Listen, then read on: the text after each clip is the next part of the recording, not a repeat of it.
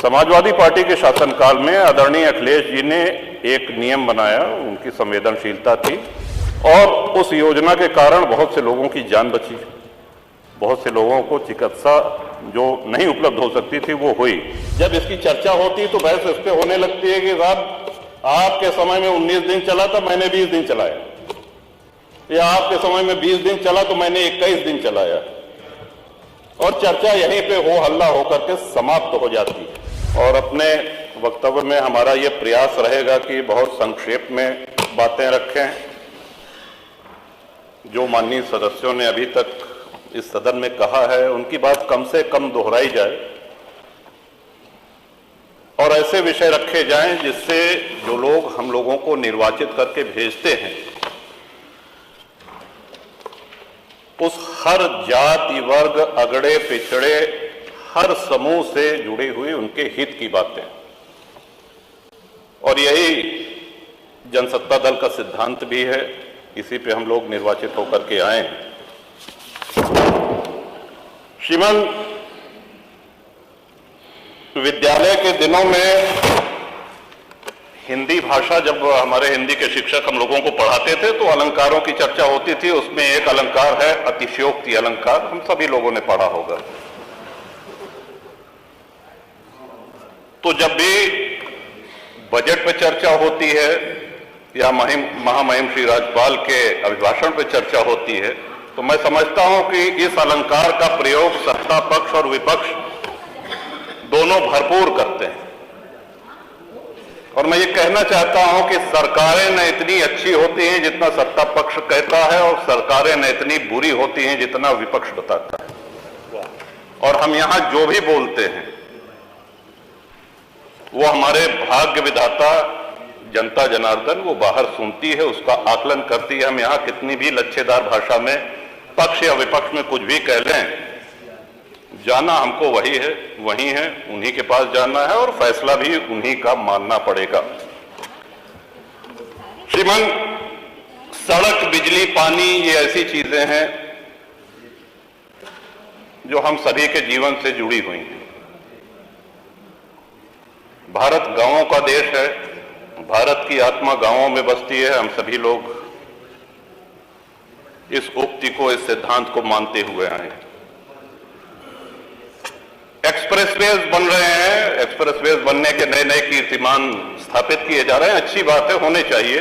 हर विकासशील देश में देखने में भी अच्छी लगती हैं, यात्रा का समय भी कम होता है। लेकिन कहीं ऐसा तो नहीं है कि एक्सप्रेसवे के चक्कर में हम गांव की सड़कों को भूल गए हैं। आज ग्रामीण सड़कों का जो हाल, जो गड्ढे हैं, क्या ऐसा तो नहीं कि उस ओर हमारा ध्यान नहीं जा रहा है? सड़कें गड्ढा मुक्त नहीं है श्रीमन, और उसका एक कारण कि जिस क्षमता पे ग्रामीण सड़कें बनाई जाती हैं, कभी हुआ करता था कि ट्रक जो है उसमें 6 चक्के हुआ करते थे। ग्रामीण सड़कों की भार वहन क्षमता 9 टन से अधिक नहीं होती है। आज 52 टन के ट्रक 20 चक्के 22 चक्के उस पर चल रहे हैं और भार वहन क्षमता उसकी 9 टन पर स्क्वायर इंच PSI है। तो सड़कें तो टूटेंगी, आप कब तक गड्ढे भरवाते रहेंगे? ये हम सभी के क्षेत्रों से जुड़ी हुई समस्या है श्रीमान। तो या तो ऐसे 10-20 चक्के वाले जो ट्रक है, जो 15-20 चक्के वाले ट्रक हैं, इनको वर्जित कर दिया जाए।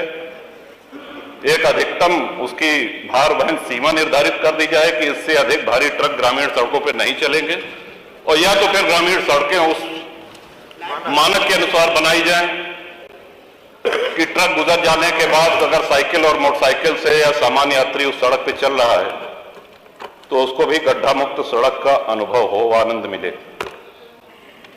ये बहुत ही गंभीर विषय है श्रीमन, और महामहिम श्री राज्यपाल के अभिभाषण में बजट में इसका समावेश होता तो बड़ा अच्छा रहता। दूसरा आ जाते हैं बिजली पे। गांव में 18 घंटे बिजली आ रही, जिला मुख्यालय पे भी आ रही, तहसील मुख्यालय पे भी आ रही। जितना आप लोगों ने बताया, हो सकता है 1 आधा घंटा उससे कम ज्यादा हो, लेकिन आ रही। लेकिन बिजली के साथ साथ विजिलेंस का प्रकोप बहुत ज्यादा हो गया है। इस तरह के छापे पड़ रहे हैं लोगों के यहां, कई माननीय सदस्यों ने इसको सदन में कहा भी है।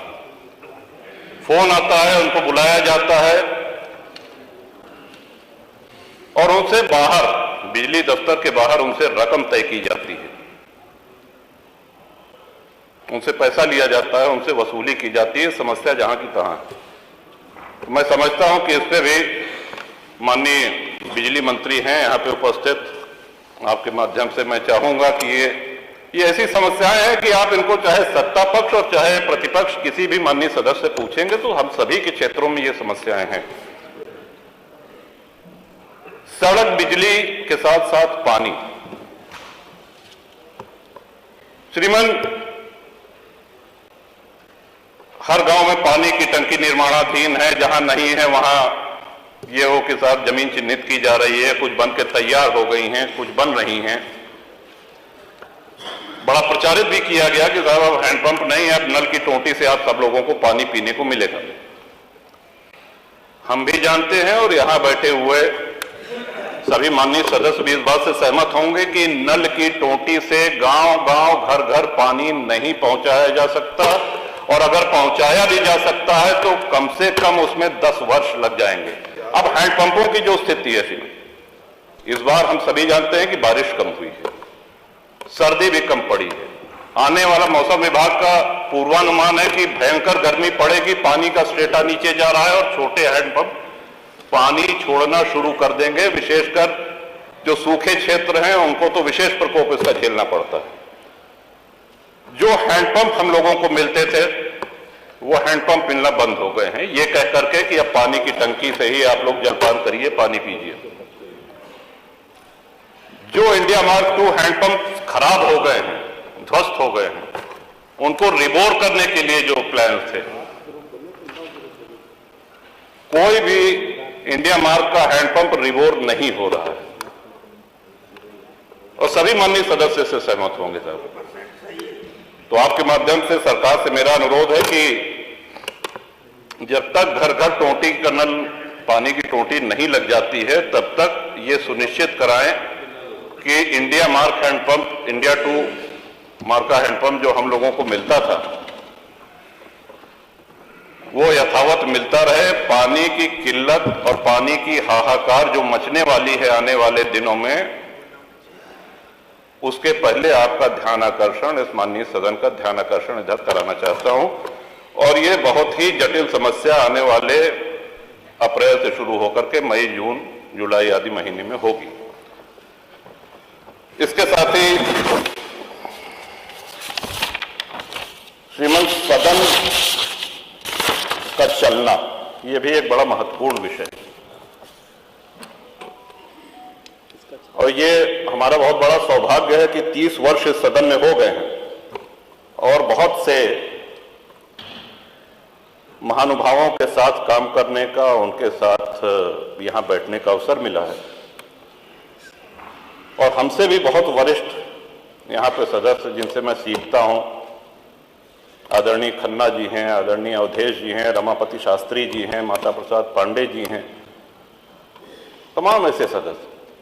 लेकिन क्या आपको ऐसा नहीं लगता कि भाषण का जो स्तर था उसमें बहुत गिरावट आई है? और उसका कारण ये है कि जब हाउस नहीं चलेगा, सदन नहीं चलेगा, तो नए माननीय सदस्यों को बोलने का अभ्यास नहीं रह जाएगा। जब भी ये बात आती है कि साहब सदन चलना चाहिए, क्योंकि ये स्पष्ट लिखा गया है कि वर्ष में अपरिहार्य स्थितियों को छोड़ करके 90 दिन सदन का संचालन आवश्यक है। लेकिन दुख इस बात का है, चाहे जो दल सत्ता में रहे, जब इसकी चर्चा होती तो बहस इस पे होने लगती है कि साहब आपके समय में 19 दिन चला था, मैंने 20 दिन चलाया, या आपके समय में 20 दिन चला तो मैंने 21 दिन चलाया, और चर्चा यहीं पे हो हल्ला होकर के समाप्त हो जाती है। ये रिकॉर्ड तो बताया जाता है कि सबसे कम किसने चलाया, दूसरे नंबर पे कौन था, ऐसा भी हुआ कि इतने दिन सदन चला, इतने दिन। क्या कभी हमने ये जानने का प्रयास किया कि जब हमारा देश आजाद हुआ था तो कितने दिन सदन चला था, या जब से ये सदन चलना शुरू हुआ है एक वर्ष में अधिक से अधिक सबसे ज्यादा किस वर्ष चला है, और क्यों ना उस रिकॉर्ड को हम लोग तोड़ें। सदन से बचना क्या थी? सदन के माध्यम से ही तो हम लोग अपनी बात कहते हैं, सदन के माध्यम से ही जन समस्याओं का निराकरण होता है, उनका निवारण होता है, लोकतंत्र मजबूत होता है। ये लोकतंत्र की आत्मा है। आत्मा को जितना मजबूत करेंगे उतना हम सभी लोग पुष्पित पल्लवित होंगे इस लोकतंत्र में। इसके साथ ही मैं ये भी कहना चाहूंगा श्रीमन कि आए दिन माननीय विधायकों के ऊपर मुकदमे कायम हो रहे हैं, और अक्सर धरना प्रदर्शन, यहां पे जो लोग भी बैठे हैं, किसी के दल और किसी के व्यक्तिगत उनके सार्वजनिक जीवन में कभी ऐसा अवसर ना आया होगा कि उन्होंने धरना प्रदर्शन न किया हो। और जब तक लोकतंत्र रहेगा तब तक ये होता रहेगा। तोड़ फोड़ की उससे हम सहमत नहीं हैं, हम हिंसा से भी सहमत नहीं हैं, लेकिन बहुत से ऐसे माननीय विधायक हैं जिनके ऊपर धरना प्रदर्शन, शांतिपूर्ण धरना प्रदर्शन के कारण मुकदमे कायम हुए हैं और आज भी हैं। उनको एमपी एमएलए कोर्ट जाना पड़ रहा है। कई बार ऐसा भी हुआ कि धरना प्रदर्शन में दूसरे अराजक तत्व आकर के हिंसा फैला देते हैं और झेलना विधायक जी को पड़ता है। एक अलग से अदालत गठित है, वहां जाना पड़ता है, वहां पे उनकी पेशी होती है और पूरा मुकदमा झेलना पड़ता है।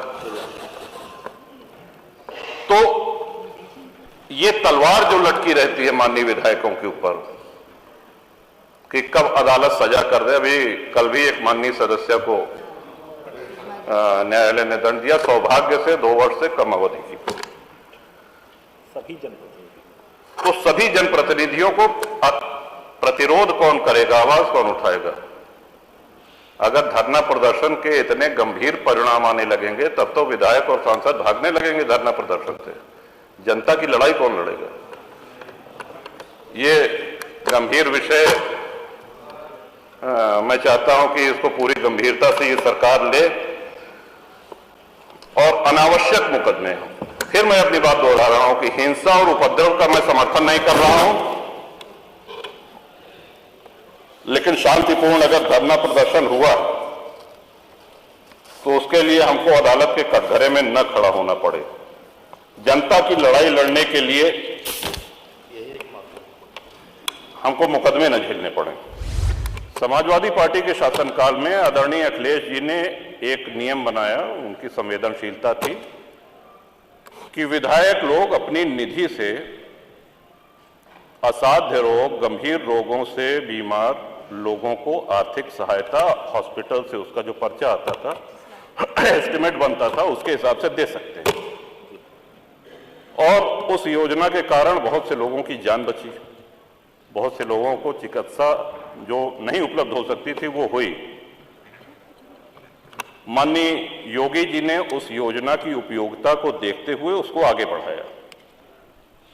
आए दिन श्रीमन चुनाव होते हैं, कभी लोकसभा का चुनाव, कभी विधानसभा का चुनाव, कभी विधान परिषद का चुनाव, और जब अधिसूचना जारी होती है तो हम लोगों को अपनी निधि व्यय करने में रोक लगा दी जाती है।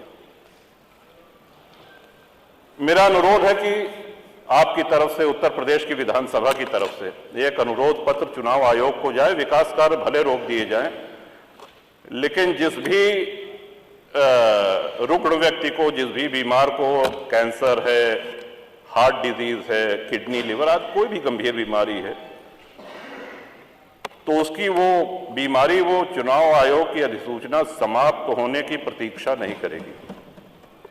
तो ये मानवीय दृष्टिकोण पर श्रीमन ये अनुरोध है, और मुझे विश्वास है कि सभी माननीय सदस्यों की भी सहमति इसमें होगी। और इस तरह से